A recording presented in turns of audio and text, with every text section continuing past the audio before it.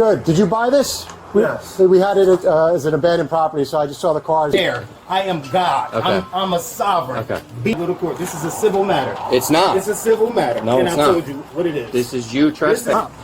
Bro, what are you? Get your hand out of your pocket. Get your hand out of your pocket. Get your hand out of your pocket. All right. Unclench your hand. Listen, Unclench. I'm Walter Graves, and what you just watched might be the single best example I have ever seen of a man talking himself into handcuffs. Because this isn't really a story about a squatter. It's a story about three of the most dangerous myths in America: squatters' rights, adverse possession, and the idea that if you say the magic sovereign citizen words, the law stops applying to you. By the end of this video, you're going to understand exactly why all three of those are fantasy, and exactly when squatting stops being a paperwork problem and becomes armed burglary. Quick disclaimer before we start. I'm a lawyer, but I'm not your lawyer, and this is general legal education, not legal advice. If you've got a property fight, talk to an attorney licensed in your state. So here's the setup. A neighbor calls the police because there's a man breaking into a home that is supposed to be empty.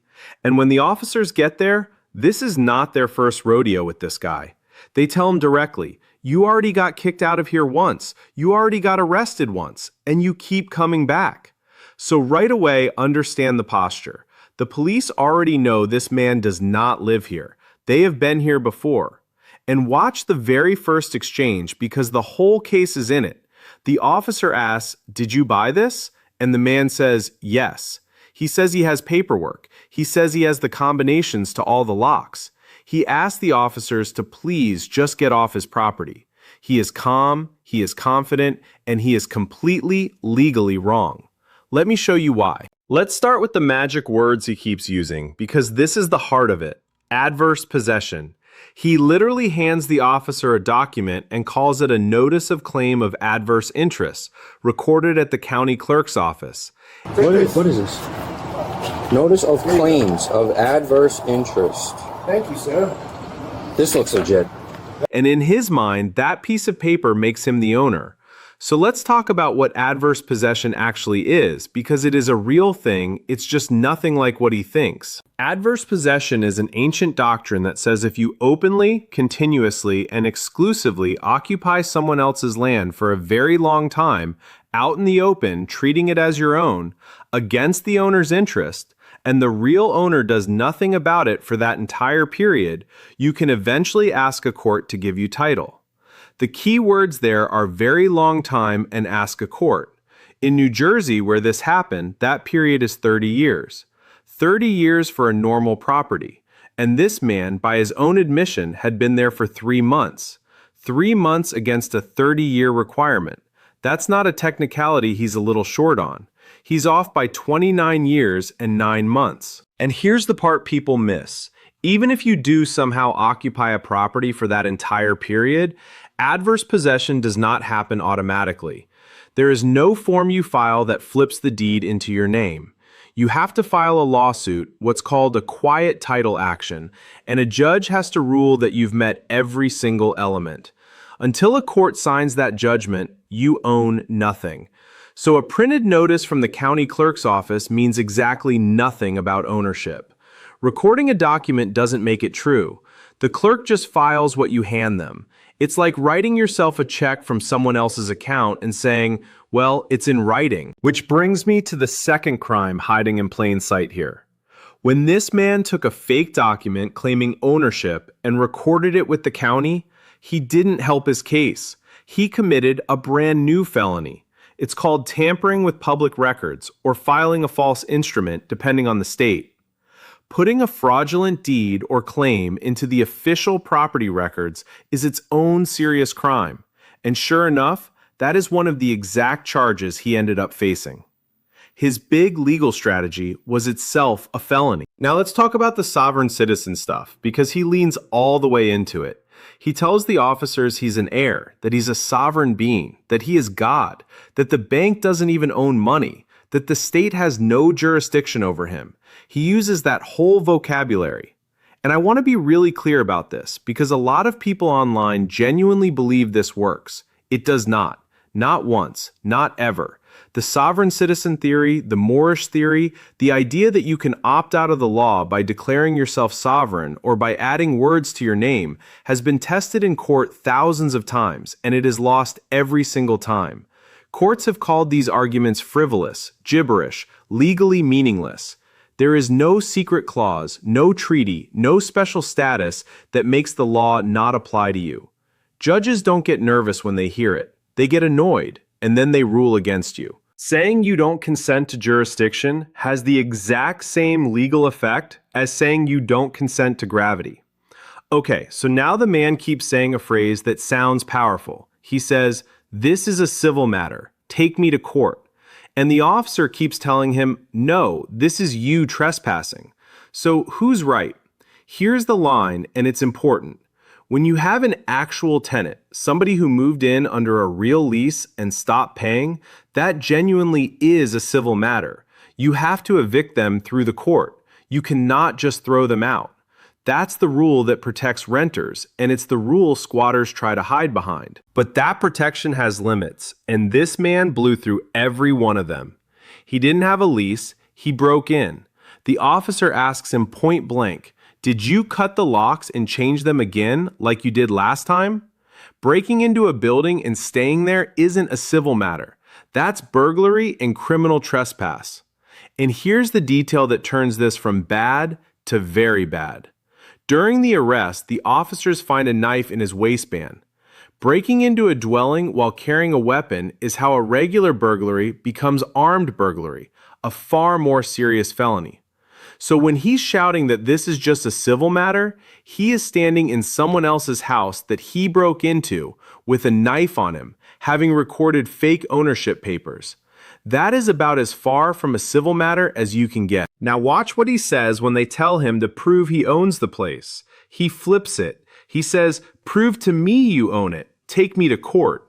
And this is a really common misunderstanding. Prove to me that you own this house. Prove to me you own this house. Take me to court. If you think I don't. No. So let me fix it. The police are not there to settle who owns the house.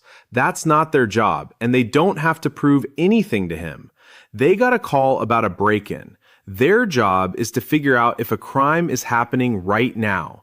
And when the person inside can't show a deed, can't show a lease, admits he broke in, and is already a known repeat trespasser at this exact address, that's probable cause. The burden isn't on the police to prove he doesn't live there. The burden is on him to show a lawful right to be there, and he's got nothing but a piece of paper he made himself. Then comes the arrest, and it gets physical. He pulls away, he keeps reaching toward his pocket, and remember, they already know he's got a knife on him. Relax. Bro, get off. Sure. He's got a f***ing... What I don't know. I don't know what he's got. Weirdo. Relax. So let me give you the honest read here, because I'm not going to pretend force is always pretty. When a suspect with a weapon keeps reaching into his clothing and won't keep his hands where officers can see them, that is genuinely dangerous. And the law gives officers a lot of room to control that situation by whatever force is reasonable. He starts yelling that he can't breathe, and he yells sexual assault over and over while they're handcuffing him. Oh, you kept reaching over. Listen to me. I can't breathe. Okay. I can't breathe. Oh my God. I understand why those phrases get shouted now, but shouting them doesn't make a lawful arrest unlawful. If force is genuinely excessive, the place you prove that is in court, with the footage, with a lawyer. It is never the lawn, and it is never by reaching for your pocket next to an officer who knows you're armed. And then he plays the last card, the one everybody thinks is a magic trick. He yells, "You didn't read me my Miranda rights," as if that means the whole arrest is void, and he walks. You didn't read no Miranda rights. We didn't Am I under arrest? We didn't question you. You did. You said I was under arrest. You're Why under didn't arrest? you read my Miranda rights? Because we're not Is questioning the cameras on? We're not questioning you. walks. So let's kill this myth for good, because it might be the most misunderstood thing in all of criminal law. Miranda warnings are only required before a custodial interrogation. That means two things have to be true at the same time.